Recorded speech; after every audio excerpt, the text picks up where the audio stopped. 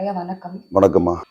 இந்த வரப்போற தேர்தல்ல உங்க கூட்டணி வெற்றி பெற்றா முதல் 100 நாட்கள்ல நீங்க என்ன திட்டங்கள்? எங்க கூட்டணி வேட்பாளர் சி. ஏழுமலை அவர்களை நாங்கள் வெற்றி பெற வைப்பதற்காக கடுமையாக போராடி கொண்டிருக்கிறோம். அதுல எங்களை எதிர்த்து போட்டியிடுகின்ற வேட்பாளர் தமிழகத்திலே ஒரு ஸ்டார் வேட்பாளர். தமிழகத்துக்கு எல்லாருக்கும் உங்களுக்கு தெரியும். அவர் சாதாரணமா உடைச்சி ஜெயிக்கிற ஒரு வேட்பாளர் அல்ல. வேற வழியில தான் அவர் ரெகுலரா ஜெயிக்கிறாரு. அவர் தன்னுடைய உழைப்பை செலுத்தி ஜெயிக்கிற வேட்பாளர் இல்லை. ஆனா நாங்கள் எங்களுடைய சொந்த உழைப்பை செலுத்தி எங்க வேட்பாளரை ஒவ்வொரு கிராமங்களுக்கும் எடுத்து சென்று, இவர் தான் உங்க வேட்பாளர், இவர் வந்தால் உங்களை நேரில் வந்து சந்திக்கக்கூடிய ஒரு வேட்பாளர், உங்கள் குடும்பங்களில் நடக்கின்ற அனைத்து நல்ல கெட்டதுக்கு அனைத்தையும் வந்து கலந்தக்கூடிய வேட்பாளர், அதனால் இவருக்கு நீங்கள் வாக்களிக்கணும் என்று நாங்கள் ஓட்டு கேட்டு வருகிறோம். கொடுத்த வாக்குறுதியை அண்ணன் எடப்பாடியார் அவர்கள் முதல்வரானார். அவர் மூலம் அண்ணன் சட்டமன்ற உறுப்பினராக சென்றால் கொடுத்த வாக்குறுதிகளை இந்த 100 நாள்ல திருவண்ணாமலையில நிறைய மாற்றங்களை செய்யணும். ஏன்னா திருவண்ணாமலை இன்னைக்கு 3 வருட காலமாக டிராபிக் பிரச்சனை. 3 வருடமாக அண்ணாமலையார் ஆலயத்துக்குள்ள உள்ள சென்று வருகிற பக்தர்கள் கடுமையான பாதிக்கப்படுகிறார்கள். காரணம் டிராபிக் பிரச்சனையை தாண்டி உள்ள போகும்போது 7 மணி நேரம், 8 மணி நேரம், 6 மணி நேரம் எல்லா பேப்பர்லயும் நீங்க பார்க்கலாம். வாரம் இவ்வளவு துன்பங்களில் இடையில போய் பக்தர்கள் அண்ணாமலை தரிசித்து வருகிறார்கள். ஆனா இங்க லோக்கல்ல இருக்கிற ஒரு அமைச்சர் என்பது அவருக்கு கொள்கை இருக்கலாம், கடவுளை கும்பிடவில்லை என்று ஒரு கொள்கை இருக்கலாம், அவருடைய கொள்கை. ஆனால் மக்கள் பிரச்சனை என்பது பொதுவான பிரச்சனை. இறைவன் மும்மதமும் சம்மதம். அமைச்சர் என்பவர் மக்களுக்காக ஏற்படுத்தப்பட்டவர் தான் அமைச்சர். அந்த அமைச்சர் மக்கள் படுகின்ற துன்பங்கள் என்ன என்பதற்காவது அண்ணாமலையார் ஆலயத்தில் உள்ள சென்று பார்த்துவிட்டு இந்த 3 ஆண்டு காலங்களில் நிறைய செஞ்சிருக்கலாம். அவர் சென்ற முறை வாக்குறுதி கொடுக்கும் போது திருவண்ணாமலையை திருப்பதி போல் ஆக்குவேன் என்று ஒரு வாக்குறுதி கொடுத்திருந்தார். என்னவோ தெரியல, அவர் திருப்பதிக்கு சென்றிருக்க மாட்டார் என்று நினைக்கின்றேன். திருப்பதிக்கு சென்றிருந்தால் அங்க எந்த வசதியோடு மக்கள் போய் ஏழுமலையானை தரிசித்துட்டு வருகிறார்களோ அதுபோல் இந்த ஏற்பாடு செஞ்சிருப்பார்கள். அதுலயும் அவர்கள் அரசாங்க பணத்தை எடுத்து ஒன்னும் கோயிலுக்கு எதுவும் செஞ்சிருக்க வேண்டிய அவசியம் இல்லை. காரணம் என்னன்னா, கிட்டத்தட்ட ஒரு 150 கோடி ரூபாய் உண்டியல் பணம் அண்ணாமலையார் டெபாசிட்ல இருந்தது. ஆனா அந்த பணத்தை எடுத்து உள்ள பக்தர்களுக்காக நிறைய இடம், 25 ஏக்கர் நிலம் இருக்குது. அந்த 25 ஏக்கராவில் திருப்பதியை விட நல்ல வசதிகளை எல்லாம் செஞ்சு கொடுத்திருக்கலாம். ஆனா அதை செய்யாமல் ஒரு பில்டிங் ஒண்ணு கட்ட சொல்லி கோர்ட் ஆர்டர் பண்ணி இருக்குது. அந்த பில்டிங்கை கூட தகர்த்து எடுத்துட்டு இருக்கலாம். ஏன்னா மக்கள் நலனுக்காக சில இழப்புகளை நம்ம இழந்திருக்கலாம். அதை எடுத்து விட்டு திருப்பதியில் எப்படி ஷெட் மாதிரி, எல்லாமே அங்க பில்டிங் கிடையாது, ஷெட் மாதிரி போட்டு உக்காந்து அவங்க ஓய்வு எடுக்கிறதுக்கு ரெஸ்ட் ரூம், ஹாஸ்பிட்டல், அவங்களுக்கு உண்டான உணவுகள் எல்லாமே கொடுக்குற மாதிரி இங்க திருவண்ணாமலை செய்யறதுக்கு அதோட சிறப்பான இடங்கள் இருந்தும் இந்த அரசாங்கமும் இந்த லோக்கல் அமைச்சரும் செய்யல.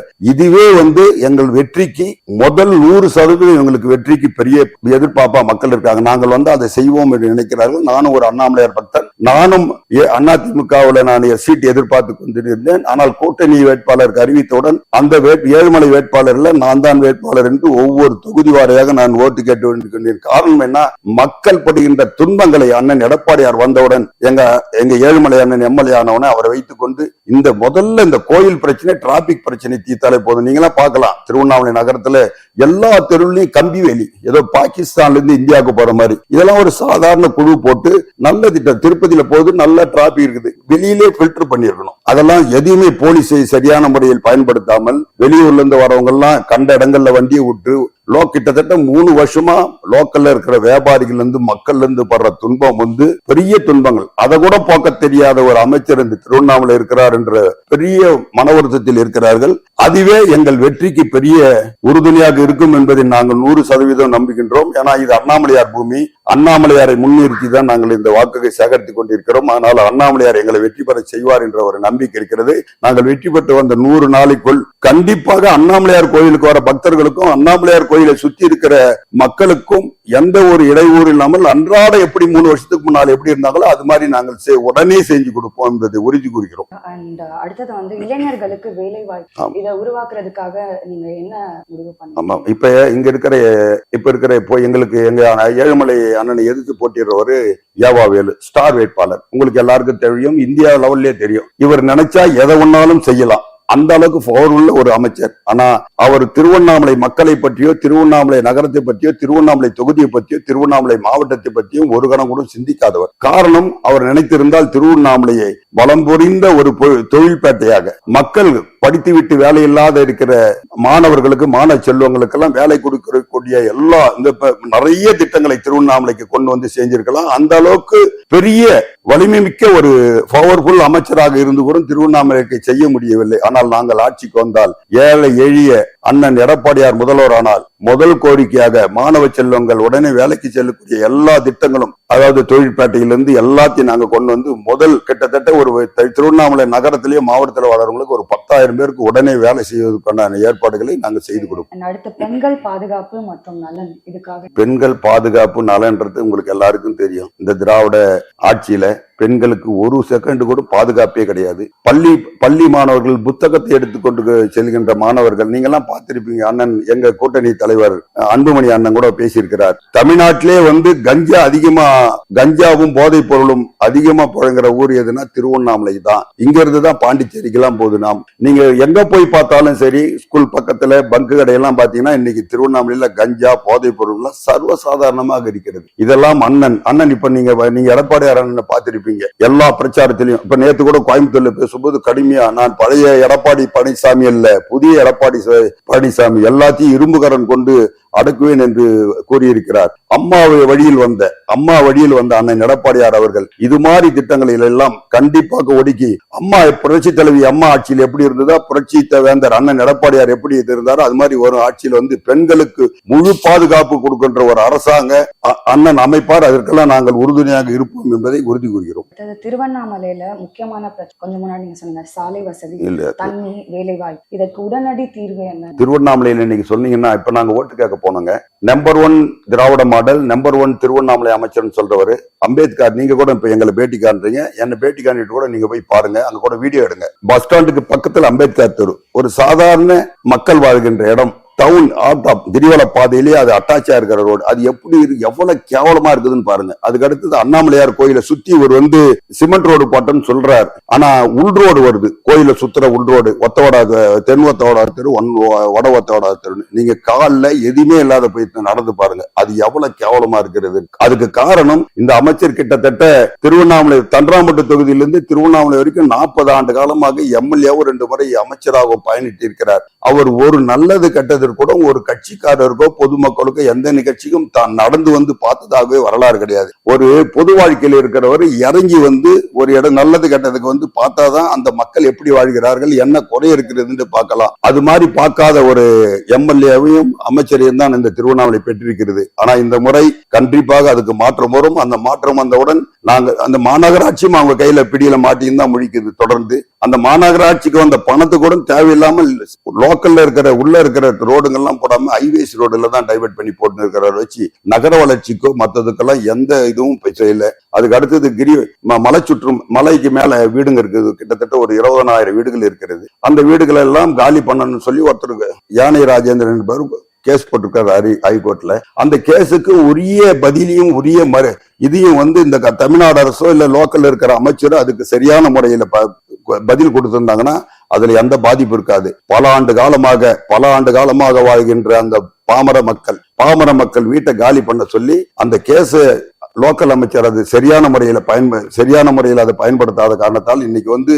இவங்களே அரசாங்கம், இவங்க பயன்படுத்தாதல்ல, இவங்க அரசாங்கமே அதை காலி பண்ண சொல்லி நோட்டீஸ் கொடுத்திருக்கிறாங்க. எந்த நேரத்தில் அந்த வீடெல்லாம் காலி பண்ணிடுவாங்க என்ற ஒரு பயத்தில் இருக்கிறார்கள். ஆனா இன்னைக்கு எலெக்ஷன் வந்ததால இந்த அமைச்சர் இப்ப போன வாரத்துல போயிட்டு நாங்க பட்டா கொடுக்கிறோம் ஒரு பொய்யான வாக்குறுதியை, அந்த கேஸ ஒழுங்கான முறையில ஒரு நல்ல வைக்கல வைத்து வாதாடி 20 ஆண்டு காலம் வாழ்ந்து விட்டார்கள் அப்படின்னு சொல்லி இருக்கலாம். அப்படி இல்லைன்னா கூட அரசு நிலைகள் நிறைய இருக்குது. ஏன் அவர் ஒன்னும் ஒரு சாதாரண நிலையில இருந்து வந்தவர் தான் ஏவாவே இல்லை. இன்னைக்கு அவருக்கு திருவண்ணாமலையை சுத்தி இங்க இருக்கிற மலப்பாம்பாடியில இப்ப 2 வருஷத்துக்கு முதல்ல 125 ஏக்கரா அவர் பினாமியா வாங்கி இருக்கிறாரு. அதே மாதிரி சோமாஸ்பாடி சென்னை ஹைரோட்ல காட்டுக்குளம் என்ற ஊர்ல ஒரு 110 ஏக்கரா வச்சுக்கிறாரு. இவர் மக்களுக்காக வாழ்கின்ற ஒரு மனிதன் என்றால் ஒரு கல்வி தந்தைன்னு சொல்றாங்க. உண்மையாக இருந்தால் அந்த 10,000 குடும்பங்களுக்கு அவர் அந்த 2 இடத்திலையும் வீட்டு மனை பட்டா கொடுத்து உதவினால் அவங்களுக்கு நல்லா இருக்குன்றது என்னுடைய கருத்து. இப்போ கட்சின்னு பாத்தீங்கன்னா ஒரு கொள்கை இருக்கும், நல்ல திட்டங்கள்லாம். அதை தாண்டி நீங்க தனிப்பட்ட முறையில மக்களுக்காக என்ன செய்ய? நான் எதை செய்தாலும் என் புரட்சி தலைவர் வழியில் புரட்சி தலைவி அம்மாவால் அடையாளம் காட்டப்பட்டு இன்று புரட்சி வேந்தர் அண்ணன் எடப்பாடியார் தலைமையை ஏற்று அண்ணனின் முழு விசுவாசியாக நான் பயணித்துக் கொண்டிருக்கின்றேன். திருவண்ணாமலை நகரம் ஒரு ஆன்மீக நகரம். நான் முன்னாள் இப்பயும் நான் அம்மா பேரவை மாவட்ட செயலாளராக இருக்கிறேன். இதுக்கு முன்னாலும் அம்மா பேரவை மாவட்ட செயலாளர் இருக்கும்போது நான் அதுக்கு முன்னால் இந்த கலெக்டர்கிட்ட ஒரு இது கொடுத்தேன், திட்டத்தை கொடுத்தேன். கிரிவலம் வரவங்க இன்னைக்கு கூட கிரிவலம் நீங்கெல்லாம் போய் பாருங்க. நான் வாரத்துக்கு ஒரு நாள் போவேன். இன்னைக்கு கிரிவலம் போறவங்களுக்கு எல்லாம் உயிருக்கே பாதுகாப்பு இல்லாமல் தான் போறாங்க. ஏன்னா கிரிவலம் போற ரோட்ல தான் 2 வீலர், காரு, பஸ், ஆர்னு மன அமைதிக்கும் இறைவனை வேண்டுவதற்காக தான் கிரிவலம் வராங்க. ஆனா எந்தவித பாதுகாப்பும் இல்லாதான் சுத்தி வராங்க. நான் அந்த முறை ஒரு கலெக்டர்கிட்ட சொல்லும் போது, நாம 2012 கலெக்டர்கிட்ட சொல்லும் போது சொன்னேன், சார் இது இருவழி பாதையாக்கி ஆக்கிரமிப்பை அகற்றினாலே கிட்டத்தட்ட ஒரு 150 ரோடு ஆயிடும். அதை இருவழிய பாதையாக்கி உள்ரோண்டு கிரிவலம் வரவங்களுக்கு மட்டும் உள் ரவுண்டு, வெளி ரவுண்டு அன்றாட வாழ்க்கை. கிரிவலத்து பாதையில் நிறைய குடும்பங்கள், நிறைய ஊர்கள்லாம் இருக்குது. அந்த ஊர்ல இருக்கிறவங்க எல்லாம் டவுனுக்கு தான் அன்றாட வாழ்க்கை போறாங்க. அவங்களுக்குன்னு அந்த பாதையை அமைச்சு, கிரிவலம் வர்றவங்களுக்கு இந்த பாதையும், அன்றாட வாழ்றவங்களுக்கு அந்த பாதையும் தான் அந்த திட்டத்தை போட்டு கொடுத்தேன். அந்த திட்டம் ஒரு 110 கோடி ஒதுக்கி இருந்தாலும் கூட அந்த திட்டம் சரியான முறையில் இல்லை. இப்பொழுது அண்ணன் எடப்பாடியார் ஆட்சி அமைந்தவுடன் கண்டிப்பாக அந்த திட்டத்தை செயல்படுத்தி வருகின்ற பக்தர்கள் உள்வழி பாதையில், அதாவது சாலை இப்ப எந்த அகலத்துல இந்த ரோடு இருக்குதோ அதே அகலத்துல அமையும். அந்தாண்டு இருக்கிற ரோடு அன்றாட வாழ்க்கையில வாழுற மக்கள் சென்று வருவதற்கான எல்லா ஏற்பாடையும் செய்து கொடுத்தாலே அண்ணாமலையார் பக்தர்கள், அண்ணாமலையாரை வணங்கி வருகின்ற பக்தர்கள் அமைதியுடன் அண்ணாமலையாரை வணங்குவதற்கும் கிரிவலம் வருவதற்கும் ஏதுவாக இருக்க நான் அனைத்து ஏற்பாடும் செய்வேன். அதுபோல எங்க வேட்பாளர்கிட்ட கொடுத்திருக்கிறேன். நான் வேட்பாளர் முறையில் நான் ஏற்பாடு பண்ணத்தான் 2 கிலோமீட்டருக்கு ஒரு மாதிரி நிறைய கடைகள், கிரிவல பாதையில நிறைய கடைகள் போக்குவரத்து இடைஞ்சலாவே இருக்குது. அதெல்லாம் அகற்றி 2 கிலோமீட்டருக்கு ஒரு இடத்துல பெரிய பார்க்கிங், அது நிறைய அரசாங்கம் எடுக்கிறது. அந்த இடத்துல எல்லாமே டீ ஷாப், ரெஸ்ட் எடுக்கிறதுக்கெல்லாம் பண்ணிட்டு கிரிவலம் மட்டும்தான் போகணும். அது மாதிரி 7 இடத்துல பண்ணணும்னு ஒரு சிந்தனையில் இருக்குது. அது மாதிரி 3 வேளையும் அண்ணாமலையாரை 24 மணி நேரம் இப்ப சுத்தி வராங்க. 3 வேளையும் மிஷின் வச்சு பெருக்கணும் அப்படின்னு என்னுடைய ஆசை, நீண்ட கால ஆசை. அண்ணாமலையார் பக்தன் நான் 48 நாள் தொடர்ந்து கிரிவலம் போனேன் என்ற பக்தரால் அது என்ன நன்மை தீமை என்பது எனக்கு தெரியும். அதனால் 3 வேளையும் மிஷினை வச்சு ரோடெல்லாம் கிளீன் பண்ணணும்னு ரொம்ப நாள் ஆசை. அது இப்ப அண்ணன் எடப்பாடியார் வந்தால் அதை நான் செய்து கொடுப்பேன். இப்போ ஃபைனலி திருவண்ணாமலை மக்களுக்கு நீங்க ஒரு வரியில ஏதாவது சொல்ல விரும்புறீங்க? திருவண்ணாமலை மக்கள் ரொம்ப ரொம்ப ரொம்ப இப்போ கொடுமைப்பட்டு இருக்கிறார்கள். இன்னைக்கு நிறைய போக்குவரத்து இடைஞ்சல் தான் ஃபர்ஸ்ட். வியாபார மக்கள்லாம் ரொம்ப பாதிக்கப்பட்டிருக்காங்க. இந்த 3 வருஷமா இந்த ரோடு போட்டதால, கிரிவல மாடவீதி ரோடு போட்டதால பாதிக்கப்பட்டாங்க. இந்த டிராபிக் பிரச்சனை. திருவண்ணாமலைக்கு வர மக்கள்லாம் ஐயோ திருவண்ணாமலைக்கு ஒரு வியாபாரத்துக்காக வரணும்னே இப்ப சிந்திக்கிறது இல்லை. காரணம் அது உள்ள போயிட்டு வெளியே வரதுக்கு முடியாது. அது மாதிரி இந்த அமைச்சர் இப்ப போட்டுக்கிறார் புதுசா ஒரு பஸ் ஸ்டாண்டு.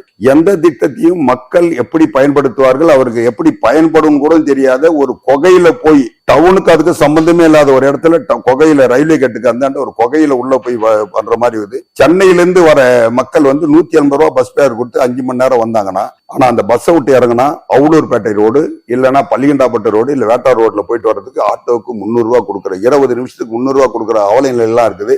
இந்த நிலையெல்லாம் மாற்றி பஸ் ஸ்டாண்ட் உள்ளே வைக்கலாம். இப்ப பழைய குப்பைகள்லாம் இருக்குது. பழைய குப்பை அதாவது நீங்க அண்ணானுடைய அந்த சுடுகாடுன்னு ஒண்ணு சொல்லுவாங்க, குப்பை. அந்த குப்பை கிடங்கெல்லாம் அகற்றி, அந்த குப்பை கிடங்கு இருக்கிறதால அங்க இருக்கிற மக்கள்லாம் ரொம்ப பாதிக்கப்பட்டிருக்காங்க. அந்த குப்பை கிடங்கெல்லாம் அகற்றி அங்கேயே ஒரு பஸ் ஸ்டாண்ட் போட்டால திருவண்ணாமலை வாழ் மக்கள் எளிதாக போயிட்டு வர்றதுக்கு ஒரு பெரிய பலனா இருக்கும். ஆனா அந்த அமைச்சர் என்ன நினைத்தாரோ, அது பார்த்தாரா திட்டத்தையும் தெரியல. பழைய பஸ் ஸ்டாண்ட், அதாவது இன்னைக்கு போடுற திட்டம் வருங்காலத்தில் ஒரு 25 ஆண்டுகளுக்கு பின்னால் மக்கள் எப்படி இருப்பாங்களோ அதை எதிர்நோக்கி தான் ஒரு திட்டத்தை போடணும்.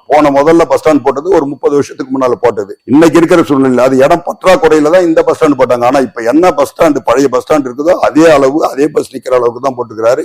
எதையுமே சிந்தித்தோ தான் ஆராய்ச்சி பண்ணியோ அது கலந்தோ 4 பேரை விட்டு அது ஆராய்ச்சி செய்யக்கூடிய அவருக்கு அந்த திறமையில, அவருக்கு தேவையெல்லாம் ஒண்ணு கரெக்ஷன், கமிஷன், கலெக்ஷன் தான். சாதாரண ஒரு பஸ் கண்டக்டரா இருந்தவர் இன்னைக்கு எத்தனை லட்சம் கோடி, இந்தியாவிலேயே ஒரு பெரிய பணக்காரரா இருக்கிறாரு. இன்னைக்கு மாநகராட்சியை திருவண்ணாமலை உடனே ஆக்க வேண்டியும் என்று யாருமே எதிர்பார்க்கல. மாநகராட்சி ஆக்கிறதுக்கு காரணம் அவருடைய கல்லூரி மாத்தூர் என்ற ஒரு சின்ன கிராமத்தில் இருக்கிறது.